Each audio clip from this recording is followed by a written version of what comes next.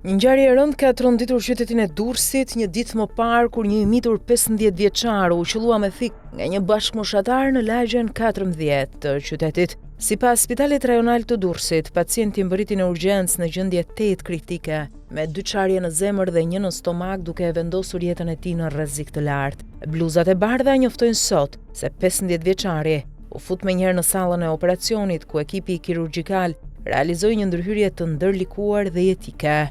Rast suksesi, thuhet në reagimin e spitalit, pasi dëmtimet kritike u menaxhuan shpejt dhe u rikthye stabiliteti hemodinamik i pacientit. Zemra e të miturit kishte 2 çarje nga 2 cm që shkaktuan tamponat kardiake, ndërsa një plag 3 cm në stomak kërcënonte funksionin jetik të organit, fal vendimarrjes së shpejtë dhe qetësisë operative të kirurgëve. Doktorëve Shini dhe Demiraj dhe anestezistit Banushi, pacienti shpëtoi nga rreziku i menjëhershëm. Aktualisht 15 vjeçari po trajtohet në reanimacion në gjendje të stabilizuar. Spitali e ka cilësuar këtë ndërhyrje si një shembull të profesionalizmit të lartë dhe bashkëpunimit të shkëlqyer të stafit mjekësor. Ekipi i spitalit e përshkruan këtë rast si një kombinim të vendimarrjes së shpejtë, koordinimit perfekt dhe ekspertizës kirurgjikale që rezultoi në shpëtimin e jetës së një të mituri.